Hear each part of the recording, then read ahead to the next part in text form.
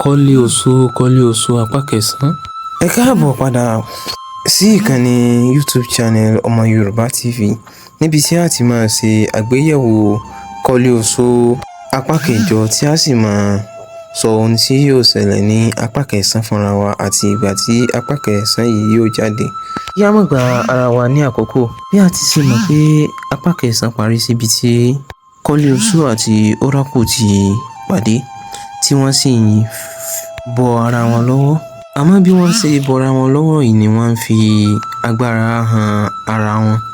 Báyìí ni àwọn ọmọ wọn méjèèjì sì ń wò láì sọ ohun kankan. Ibí yìí ni apá kẹjọ sinimá yìí parí sí. Ohun tí a máa retí ní apá kẹsàn-án sinimá yìí ni pé kí ni ó ṣẹlẹ̀ sí àwọn méjèèjì? Ǹjẹ́ apá ara wọn kan ara wọn? Ǹjẹ́ Oṣówandé sì ṣe nǹkan kan níbí yìí? Kí ni ó gbẹ̀yìn Oṣówandé àti ọmọ Oracle? Gbogbo eléyìí ni ẹ máa retí ní apá kẹsàn-án sinimá yìí. Bákan náà ẹ máa retí apá kẹsàn-án sinimá yìí ní inú oṣù yìí àbí kí a fi ṣe New Year gift fún Kọ́lé Oṣó family. Ó dìgbà kan náà.